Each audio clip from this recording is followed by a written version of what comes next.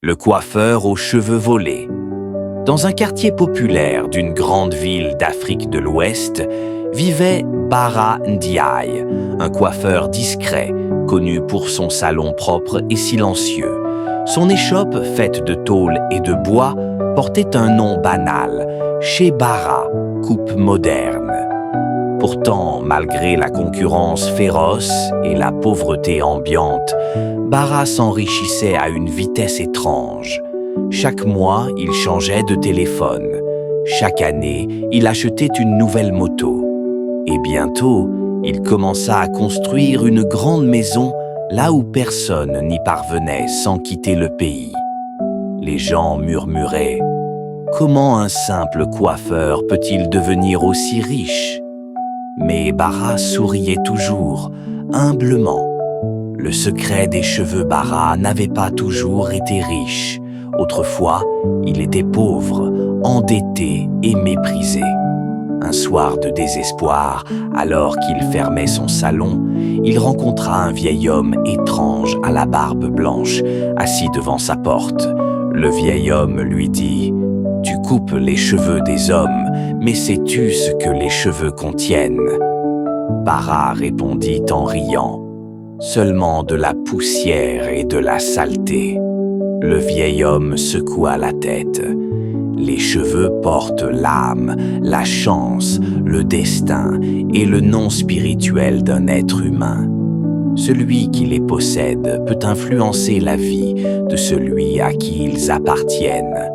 Cette nuit-là, le vieil homme l'emmena dans une forêt sacrée où vivait un djinn de la richesse, avide et cruel.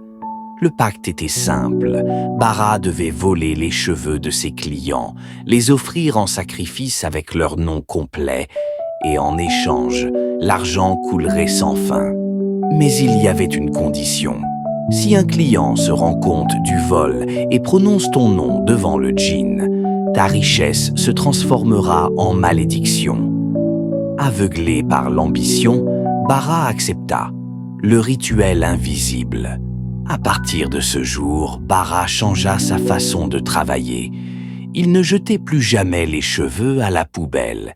Il les conservait soigneusement dans de petits sachets noirs, en notant le nom du client, l'heure de la coupe et parfois même un peu de sueur ou de sang obtenu volontairement par une légère coupure de rasoir.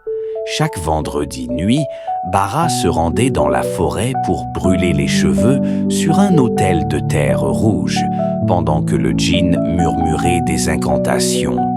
Peu après, ses clients commençaient à connaître des malheurs. L'un perdait son travail, un autre tombait malade sans raison. Certains devenaient pauvres du jour au lendemain. Et pendant qu'eux tombaient, Bara montait. Le client qui observa trop. Un jour, un jeune étudiant nommé Issa entra dans le salon. Contrairement aux autres, Issa était observateur.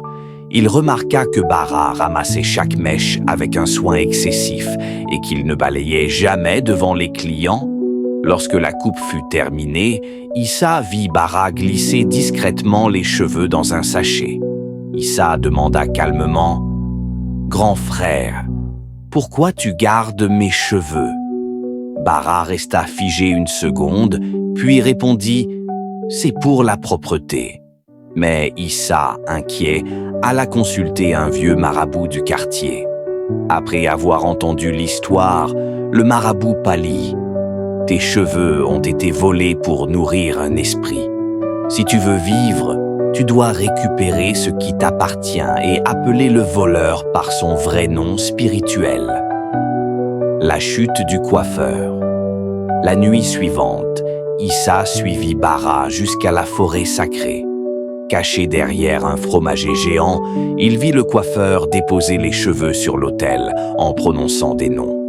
Lorsque Bara prononça « Issa Diop, fils de Mamadou », Issa sortit de l'ombre et cria « Bara Ndiaye, fils de Aminata, rends-moi ce qui m'appartient ». Un vent violent se leva, le feu s'éteignit. Le djinn hurla de colère. La terre s'ouvrit sous les pieds de Bara. Toute la richesse qu'il avait accumulée, argent, motos, maisons, se transforma en cendres au lever du soleil. Bara devint fou. Ses cheveux tombèrent un à un. Il erra dans le quartier, rejeté, incapable même de tenir un rasoir. La morale. Depuis ce jour, les anciens disent « Les cheveux ne sont pas de simples déchets, ils portent la vie. Celui qui vole le destin des autres finit toujours par perdre le sien. » Et dans ce quartier, plus aucun coiffeur n'ose garder les cheveux de ses clients après la tombée de la nuit.